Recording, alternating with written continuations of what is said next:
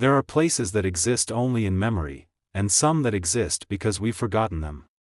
Streets we avoid for reasons we can't quite name. Empty houses we swear weren't there yesterday. But what if you were drawn to one of those places?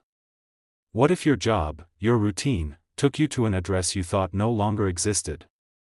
This is a story about a man named Max, and a house that shouldn't be there. But Max was a man who didn't like surprises. He liked routine.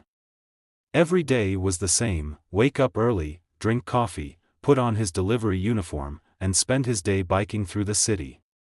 Packages, signatures, thank yous. Sometimes not even a word, just a nod, a grunt, a door closing. And Max was fine with that. He didn't mind being invisible. In fact, he preferred it. It was a gray Thursday evening in late October. One of those days when the cold mist clings to the streets and turns everything into a ghost. Max had just finished his last delivery and was heading home when his phone buzzed. He frowned. It was late. Too late for another job. New delivery request, destination, Prahova Street, 17. Max stopped pedaling. The name of the street sent a shiver through him. Prahova Street. No one lived there. No one had for years. 15 years ago, a fire had torn through the neighborhood. An entire family had died in one of those houses. After that, the street was abandoned. People whispered about it. Said it was cursed. Said it was haunted, but here it was. An address. On his delivery app. With a blinking red marker on the map, Max stared at it for a long time. His thumb hovered over the decline button, but something made him accept. The ride out there was strange. The mist got thicker as he approached the old neighborhood. Streetlights flickered and died as he passed. He stopped his bike at the entrance to Prahova Street. What he saw made his breath catch in his throat. There was a house, not a burned-out ruin. Not a collapsed shell. A house. Fully standing. Warm yellow light glowed from the windows. Curtains swayed behind the glass. Smoke drifted lazily from the chimney. It was as if nothing had ever happened here. Max stood there for a long moment. Then he took the package from his bag, walked slowly to the front gate, and pushed it open. A figure was waiting for him at the door, tall. Still. Face wrapped in a dark scarf, leaving only their eyes visible. Cold, dark eyes. They held out their hand without a word. Max gave them the package.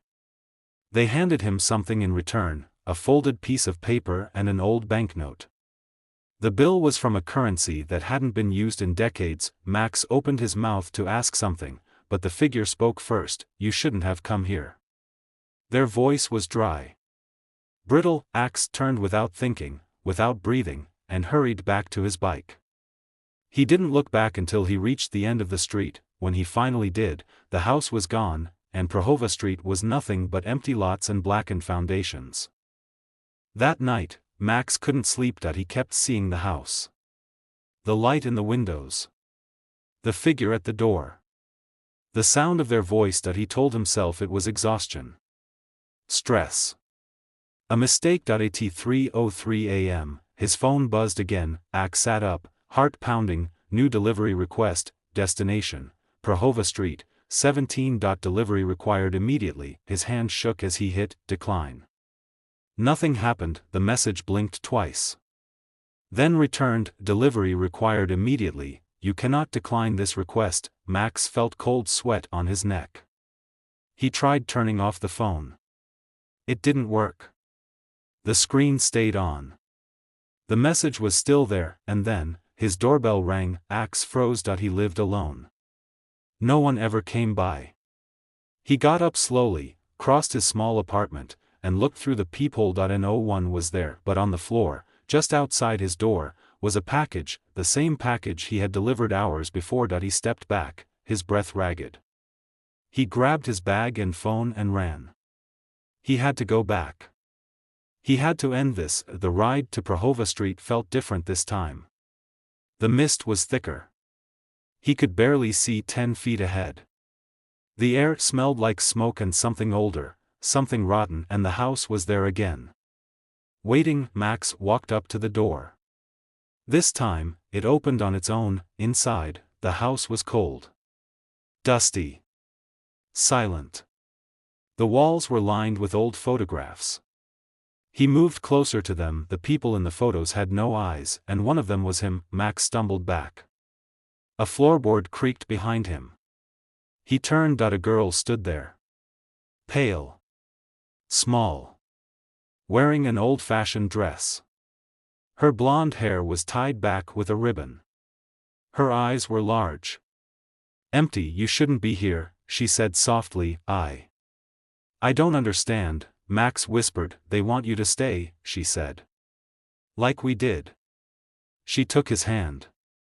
It was ice cold. She led him down the hallway, past broken furniture and faded wallpaper, to a room where an old television flickered.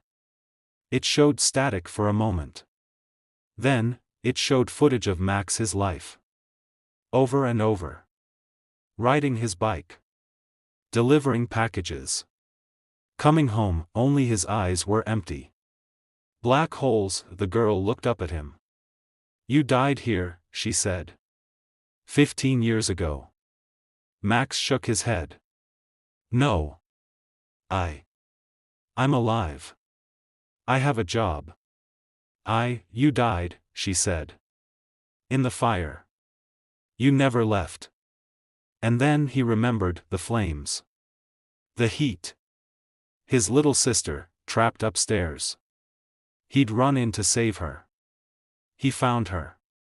But they never got out, and now, he was still here.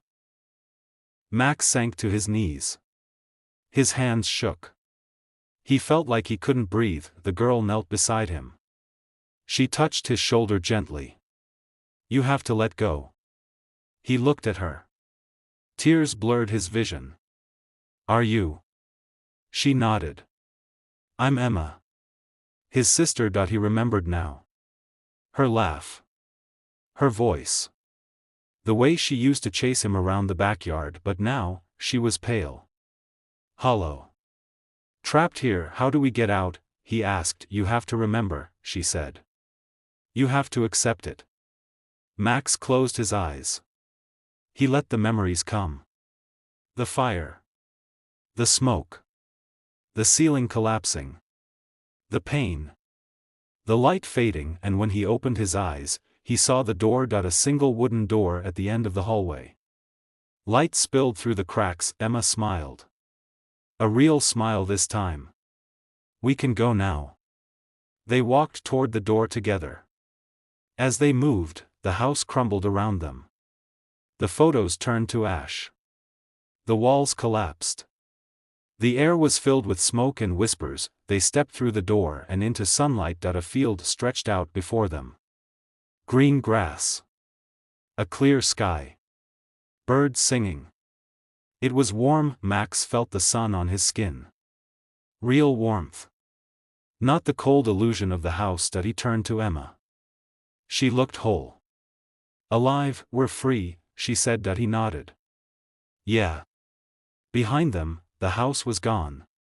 Prahova Street was empty once more. Silent. Waiting for someone else who had forgotten they were already dead. Some places are forgotten for a reason. Some memories are buried because we aren't ready to remember them. But the truth has a way of finding us. And sometimes, it's waiting behind a door you shouldn't open. Would you have delivered that package?